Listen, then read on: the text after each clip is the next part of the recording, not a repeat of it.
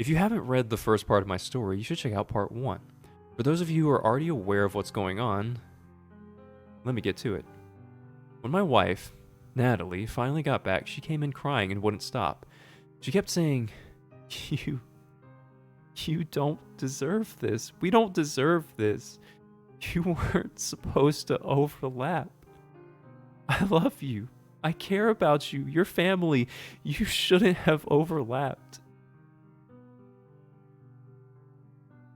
At this point, I was really confused. I comforted her, held her until she stopped crying. Then when she finally settled, I asked, Love, you're not making any sense. Who is she? Are you referring to the entity? She told me she doesn't have a name for it, and she has never actually seen her. Only others around her can see her sometimes. But she's always been described as someone who looks just like her, the same radiant smile and the same lovely green eyes. But when you screamed in the phone earlier, you knew that what I was seeing, didn't you? How? She looked at me and started crying again. I only kept it from you because I didn't want to freak you out, she said. It's all right, just tell me everything, I replied, pulling her close. Then she told me the story of the last person who overlapped, meaning saw her and the entity at the same time. When Natalie was in high school, her family, namely her parents and 2 brothers, were used to seeing it, as I call it for the lack of a better word, around the house. She was always described as a smiling girl who would usually just be sipping on water. This occurrence only seemed to happen in her house, never at school or outside. Her parents, knowing the situation, would never allow her to bring any friends over for fear that they might freak out what they see. But one day, upon her insistence and arguing that seeing it has never done anyone harm, her parents let her bring over a friend. Natalie and her friend Chris were working on some homework when Natalie decided to go down to the kitchen and grab some snacks. While she was coming back up, she heard Chris saying, "Very funny, but you're weirding me out with that smile." Natalie stopped dead in her tracks, but it was too late. The door to her room was open, and she was in direct line of sight of Chris in the hallway. He turned to look at her, his face completely pale, as Natalie heard glass shatter. She was completely in shock. Chris was looking at them simultaneously.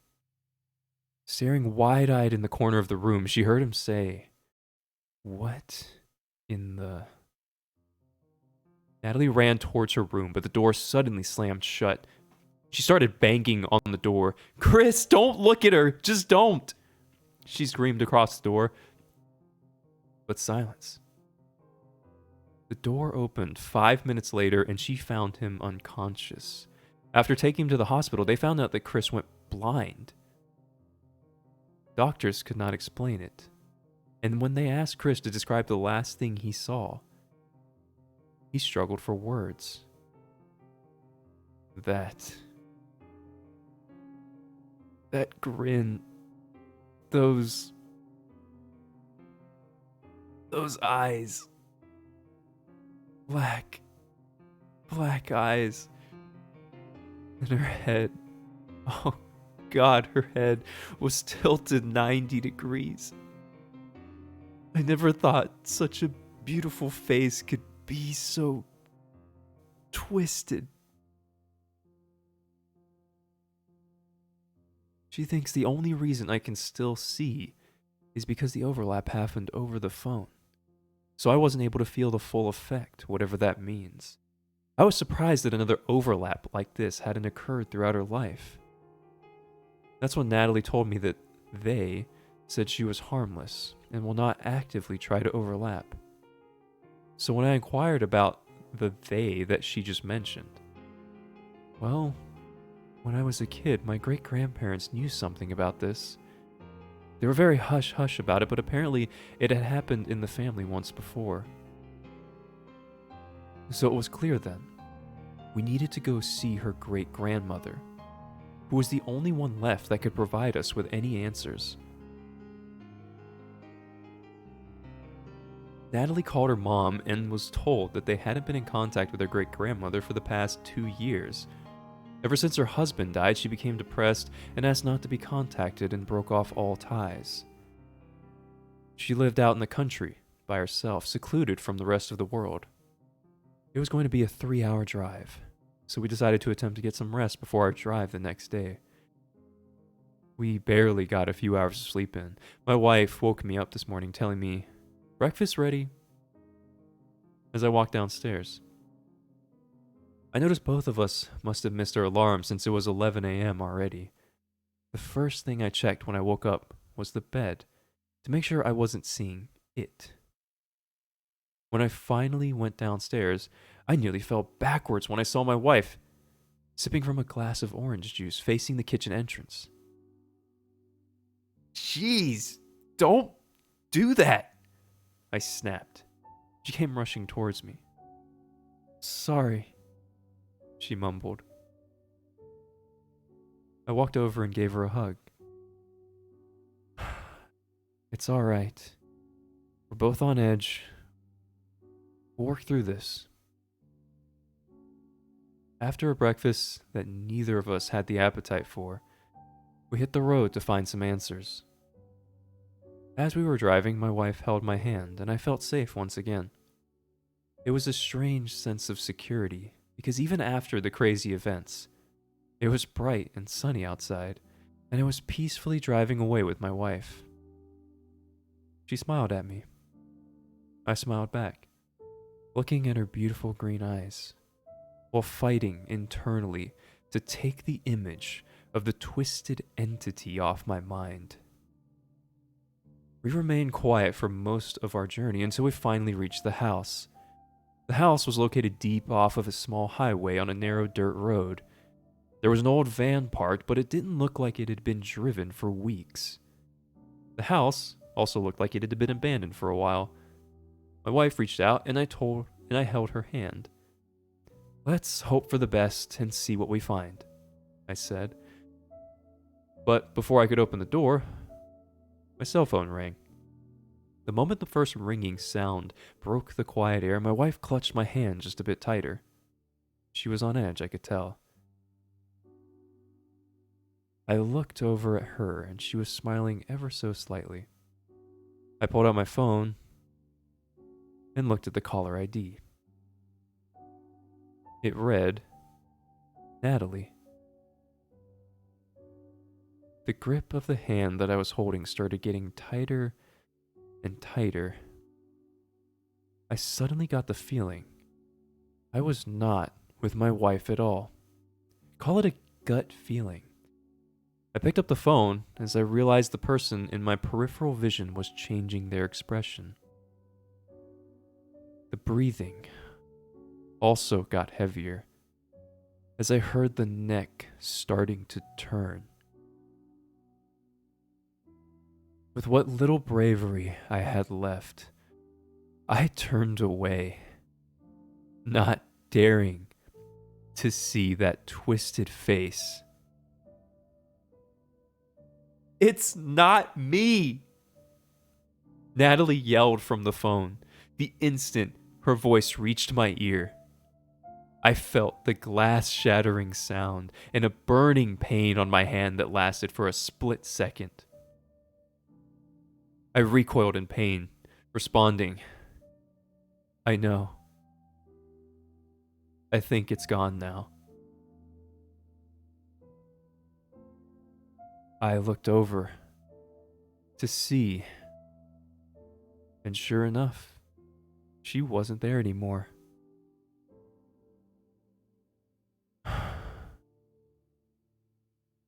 Don't hang up and drive over here. We need to see this thing through. On her drive over, she explained how when she woke up, she was seemingly stuffed under the bed, as if someone knocked her out and slid her under the bed. When she woke up and realized that I wasn't there, she knew something was up and called immediately. At this point, I was freaking out a lot. So many questions ran to my mind. It talked? It acted just like my wife? How was it holding my hand? How in the world did it get out of the house? Most importantly, how do I tell it apart from my wife? That's when I remembered the stinging pain and looked at my hand. There was a very clear "Lucky" burned into my hand. While I waited for my wife to drive over, I started thinking. The entity said, "Breakfast's ready," and "sorry." And why in the world was it sipping orange juice? Is it evolving? Is it learning how to fool me? I wondered for a long time what all this meant until my wife finally arrived at 5 p.m.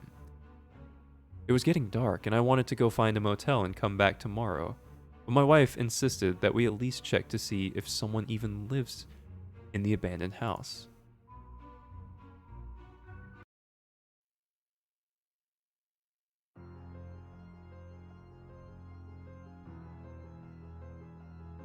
Before she got out of the car, though, she took the cigarette lighter from her car and burned it on her hand. I got very upset when she did that, but she said it might help me tell them apart. At this point, any idea of rationalizing this fear sounded great. We went and knocked on the door as the doorbell seemed broken. Did you hear that? My wife looked at me terrified. You're what? I wondered. The scream. It sounds like someone is in pain. My instinct was to back out. I really wished I had. But before I could do anything, my wife was opening the door, leading me in. I held her hand while keeping one foot in the door. I was all too familiar with the classic door slams behind you in a creepy house to walk completely inside. Everything was dusty and full of webs. It was also unnervingly dark. As my eyes adjusted to the dark, I noticed that the house was completely trashed, with strange symbols scratched into the walls, and on the broken furniture in a shade of red. Just then, my wife started feeling lightheaded and began to fall. I feel so dizzy, she mumbled. I immediately caught her as she passed out. Then, to my horror, as I looked up, I saw her in the hallway. I could barely make out the figure, but her finger was pointed at me, with her head tilted at that unnatural angle. I did not need to stand there until I saw the rest of her creepy figure. I immediately turned around while dragging my wife with me. The door behind us slammed shut, but luckily, my foot was in the door. I groaned in pain from the impact and lunged towards the barely open door and crashed outside with my wife. I looked back, wishing she was gone, but she was still walking towards, very slowly and deliberately. The next moments are kind of hazy, as I was full of adrenaline. I somehow managed to throw my wife in the car and get in. As I looked in the rearview mirror, I saw her.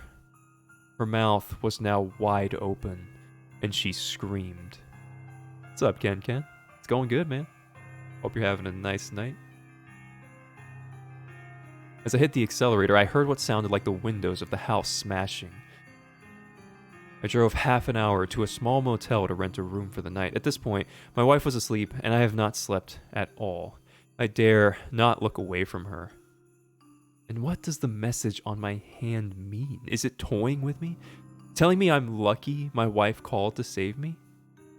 Should I go into the house again with someone else? I typed up this update for you guys, and in a little bit, she'll be up, and we'll decide what our next move is.